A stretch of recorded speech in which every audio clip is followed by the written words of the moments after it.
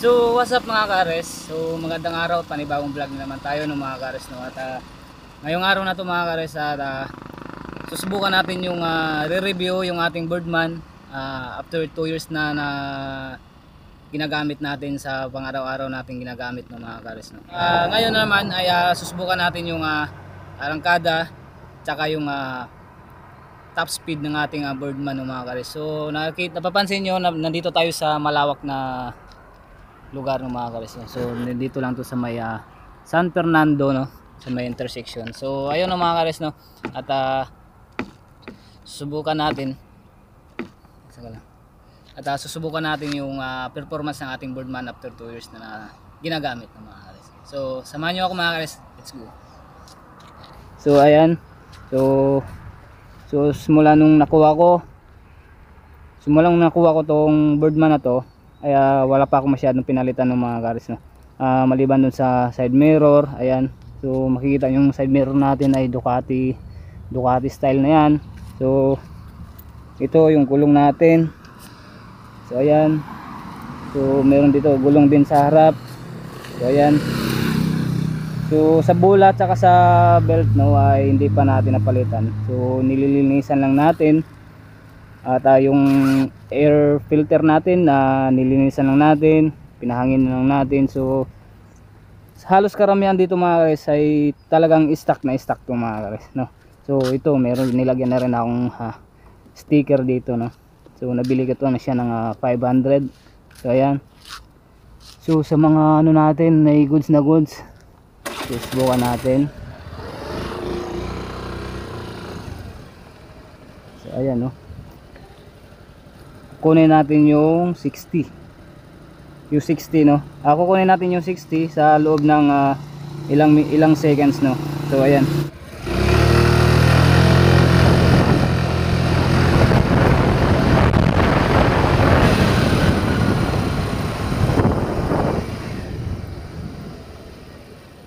So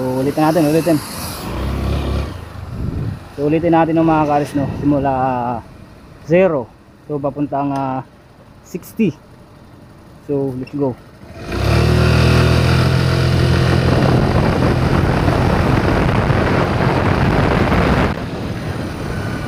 So ayun mga kares, no, 8 seconds lang, no. So meron tayong 60 km/h sa loob ng 8 seconds. Ayan. So sa loob ng 8 seconds meron tayong 60 km/h. So ayan. So susubukan na rin natin yung top speed nito, kung ilan yung makukuha niya sa top speed na yung mga alas, no? So ikot lang tayo dun sa dulo at kukunin natin yung top speed nito. So ayan, mula tayo dito. Right. So ayan, punta tayo sa top speed, kung ilan yung top speed natin ngayon. So meron tayo doon na malawak yung daan natin, so wala masyadong mga dumandaan dito. So tatry na natin mga kares, top speed, no. Ayan, 1, 2, 3, go.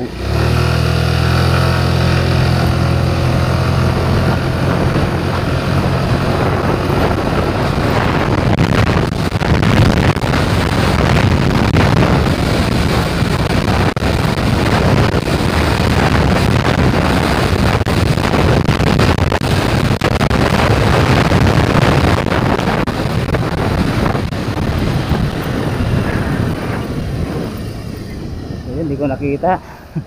Siguro sa mga 90 lang ata. Ulitin natin.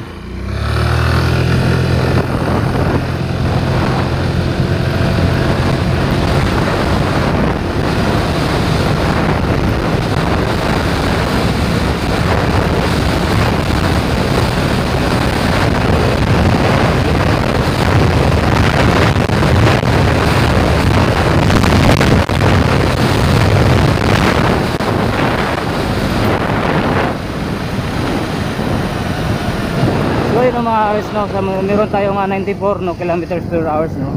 So medyo kasi maliit tong daan na to, hindi tayo makasyado makapag-buwelo. Stock to lahat tong binago. So ayan, balik tayo.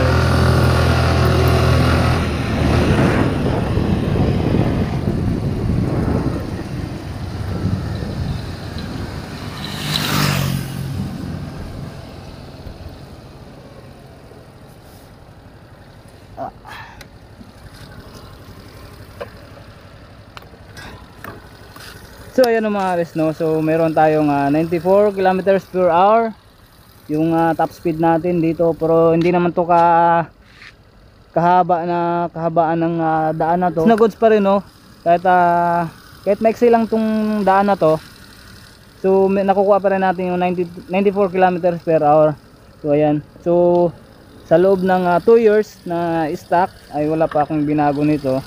So ayan, so sa performance, usapan natin sa performance ay wala naman akong pinagsisihan dito. So wala pa akong na-encounter na big issue dito, no mga guys, no, sa loob ng 2 years, no. So maliban lang yung IEC na pinalitan ko ng manual. Ayan, pinalitan ko na siya ng manual. Sa mga nagtatanong na ayaw na mag-start yung ating motor. So yun lang yung solution, no mga guys, no. Pinalitan ko lang ng manual na IEC na pang NMAX, pang NMAX o pang Aerox ba yun. So nilagay dito ng ating mekaniko dati na si, shoutout nga pala kang Boss Erwin sa taga Kalulot del Carmen. So ayan, so wala na itong akong bagong pinalitan dito, yun. So ayan, so simula nung napalitan ko, di na siya mahirap mag-start. At ngayon goods na goods hanggang ngayon, no, wala pa akong problema, no mga karis, no. Yun mga karis, no, sa mga nagbabalak pa na kumuha ng Birdman Street 125, no, wag na kayo dadalawang isip pa, kasi ito ay sulit na sulit, kasi ito ay branded na rin na motor, kasi ito ay Suzuki, no. So kung namblema lang kayo sa liit ng gulong, ay wag na kayo mamblema, kasi sa takbuhan or sa performance ng ating motor ay talagang masasabi mong wow na wow, no mga karis. So ayun mga karis, no, at maraming salamat sa pagsuporta at sa lahat ng mga nagsusubaybay sa vlogs natin. So maraming salamat sa inyo. At shoutout nga pala sa lahat ng sumusuporta sa channel natin. Yan, maraming salamat sa inyo. Hindi ko man may isa-isa sa inyo.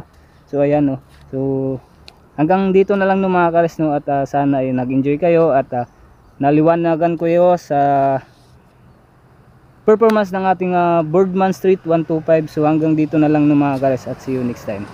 Bye bye. Let's go.